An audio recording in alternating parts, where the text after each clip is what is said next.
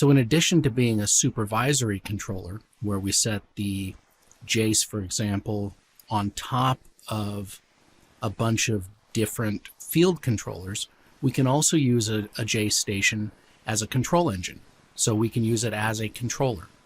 And I'm going to teach you how to use some of the built-in tools inside of N4 to do that. In order to prepare for this lab, though, I'm going to collapse everything in my nav tree. Then I'm going to close my template palette sidebar by clicking on this little down arrow and pressing close. That'll give me a little more real estate in my sidebar area. I'm going to add a new folder to the config space by right-clicking and choosing New Folder, and I'll call this folder Boiler Logic. When I expand the config space, you'll see the Boiler Logic folder is there. I'll double-click the Boiler Logic folder to go to its wire sheet. Then I'm going to open up the Kit Control Palette. The Kit Control Palette is where you'll find all things logic related. So if you want to do any kind of control in N4, everything that's pre-built will be self-contained in this Kit Control Palette. To give you an overview of what we're going to be doing in this lab, we're going to simulate a hot water temperature, then we're going to take it into a PID loop to generate demand, and then we're going to stage 2 boilers on by utilizing a sequencer block. So to get started, I'm going to bring a ramp object into my wire sheet to simulate hot water temperature. It's found in the utility folder in Kit Control, and it's right there. I'll drag it over to my wire sheet and I'll call it HW temp. I'm going to place it in the upper left hand corner of my wire sheet, and I'll be arranging my wire sheet as I go through the lab. I want to go to the AX property sheet of the hot water temp ramp, so I'll double click it and I'll set the period to 2 minutes. That will adjust the time of this ramp to go from its lowest value to its highest value in 2 minutes. Then I'll set the amplitude to 70 and the offset to 130. These numbers will configure the ramp to go from 60 to 200 in that 2-minute time period. Then I'll hit the save button and go back to my wire sheet. Now I'd like to add a set point to send to my PID loop, so I'll right-click in my wire sheet, go to New, and select Numeric Writable to do that. And I'll just call this one Hot Water Set Point. I'll use the set action to set the set point to 150. I'm not going to go in and set up facets on any of the points in these labs. You should already be familiar with how to set your facets up. If you'd like to set the facets in your labs, that's fine. Now that I have my hot water temp, or my controlled variable, and my set point, I'm going to go back to the Kit Control Palette, expand my HVAC folder, and drag over a loop point. I'll leave the default name there, that's fine with me. First time you add a loop point to your wire sheet, you may be thinking, okay, well, what do I do with it? Well, let me double click the loop point and take a look at the property sheet. I have a out slot, which is the standard out slot. That's what the loop point is doing right now. It's at 0. Then I have a slot for loop enable. This green line tells me that this is a Boolean slot. And I've got facets. And then I have a controlled variable slot. It's purple, which means it's looking for a numeric input. And then I have a set point slot. It's purple, so it's looking for a numeric input. Then I can set the loop action to be direct or reverse. In this example, it's going to be reverse. So I'll select reverse. My proportional constant is going to be 5, and my bias will be set to 50. We're not going to talk about PID loop control in the class. We're only using this object to create demand so that we can feed this signal into a sequencer and stage our boilers on.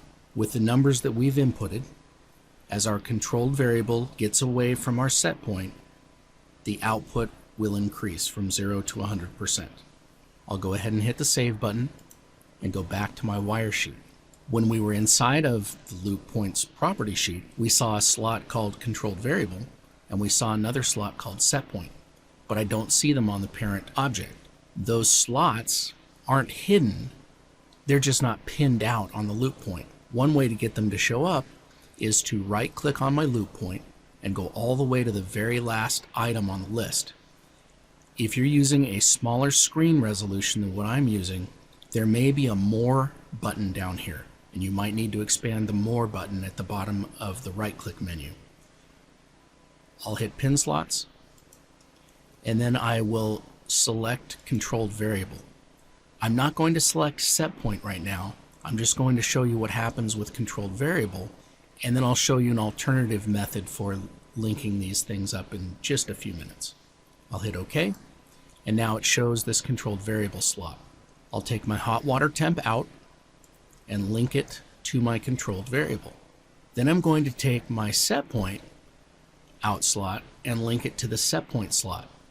It's not pinned out, but I can link these two objects together by hovering over the yellow or white space at the bottom of this loop point, and it will bring up my link manager. My hot water set point out slot is my source, and my target is any one of these slots that show up as available. I want to link to my set point slot, so I'll select the set point slot and hit OK. So you can use pin slots if you'd like to, if it makes it more intuitive for the process. But most of the time, 99% of the time, you'll just use the link manager. Pin slotting just takes an extra couple of mouse clicks. So it's up to you on whether or not you want to use pin slotting or use the link manager to do that. Let me arrange my wire sheet a little bit here. Now that I'm generating a 0 to 100% output, I need to take the output from the loop point into an object that will stage two boilers. That object is called sequence linear. I'll drag the sequence linear object onto the page, hit OK, and then I'll double click the sequence linear and go into its property sheet. You'll notice that the number of outputs ranges from 2 to 10. This is a dynamic object, and depending on how many outputs you want to use, it will reconfigure itself on the fly. We only have 2 outputs for this lab, so I'll change the number of outputs from 3 to 2. And then I'll hit save. I'll go back to my wire sheet, and then I will connect the loop point out slot to the sequence linear in slot. Now I need a couple of objects to represent my boilers. Boilers are on-off, so I'm going to add a couple of Boolean writable objects to my wire sheet. I will right-click in my wire sheet and add a Boolean writable. I'll call this one boiler 1. You'll notice I added an underscore and then I put the number 1. You'll see why I did that in just a second. I'll move that object up here, and then I'm going to right click on this boiler 1 Boolean writable and duplicate it. It automatically increments this to boiler 2. I'll hit OK, and I'll move that down in my wire sheet. I'm going to connect output A of the sequencer to input 16 on boiler 1, and then I will connect output B to input 16 on boiler 2. Now my boilers are staging based on demand. If you're looking for help on the kit control palette or any other palette and a lot of other topics in N4, if you go to your C drive or wherever Niagara is installed, and you go to the Niagara folder, and then the release you're working in, you can come down to the docs folder, and every one of these folders has a help document in it based on the topic that you're looking for. So if I was looking for kit control, I could come down to doc kit control, double click that, and there's a PDF in here for the entire kit control palette. I recommend looking through this one, but the one I recommend most when you're new to N4, and even if you're not new to N4, if you've been programming in AX or N4 for any amount of time, there's a really good guide, if I go back, called Doc User, in the Doc User folder. And this is a great user guide. When I was in the loop point, I changed the loop action from direct to reverse. With direct acting, if our controlled variable or our process variable goes up and our output goes up at the same time in order to control, we consider that to be direct acting. An example of that would be space temperature as our controlled variable and a cooling valve as the device that we're controlling. So as our space temperature goes up and gets past our set point, we want to open the cooling valve to cool the room down. That's an example of direct acting. With reverse acting, we'll look at the same scenario. We'll use space temp, but we'll use a heating valve. As our space temp rises and goes above set point, we want to close the heating valve down so that we're not heating up the space too much. So if the input goes up and the output goes down, that's reverse acting. If we applied this to controlling duct static in, say, a VAV system, and we're using a differential pressure sensor in the ductwork, and we're controlling a VFD, as the pressure in the duct goes up, we want to back the VFD off. So that would be reverse acting, because as the inches of water column rise, our output signal is going down. If the direction of the input matches the direction of the output, it's direct acting. And if the direction of the input is opposite the direction of the output, it's reverse acting. Let me go back to my wire sheet, and I'll talk a little bit about the sequencer. So this is a sequence linear block, and if I go inside of it, I can have any number of outputs between 2 and 10. And if I choose 2 outputs, the stages are sequenced on as follows. At 50%, stage 1 comes on, and at 100%, stage 2 comes on. So stage 1 and 2 are on at 100%. As my signal backs off, when the signal hits 50%, stage 2 drops off, and when the input signal hits 0, stage 1 turns off. Here's a real-world tip for you. If you use this block, one of the issues that you'll run into is if the input signal doesn't get to a true 0, say it's sitting at 0.000001, you won't see it because of the way that rounding is handled in Workbench. But behind the scenes, if the raw data doesn't actually get to a true 0, stage 1 will stay on.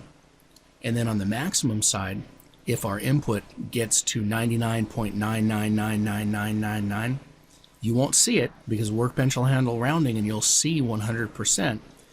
But behind the scenes, it's not getting there. In that case, the last stage will never turn on. So a quick fix for this, understanding how this block actually works outside of lab conditions. If you put a number, I use 5 for my input minimum, and I'll use 95 for my input maximum. I'm guaranteed that my input will drop below 5 and my input will go above 95. These are the numbers that I use. Really anything above 0 or below 100 will work here. So I'll hit save and I'll go back to my wire sheet. Let's go take a look at the property sheet of Boiler 1. If you remember back to one of our first labs, we talked about the input priority array. I've got inputs 1 through 16 in the fallback slot on my property sheet, but on the wire sheet, only inputs 10 and 16 show up. So I usually get asked, well, are those the only input slots that I can link logic to? And the answer is no. Let me show you why inputs 10 and 16 are pinned out on the default point instead of telling you about it. I'm going to add a new Boolean writable, and I'll just name it Boolean writable, that's okay. And let me go to the pin slots, and pin some of these out for you.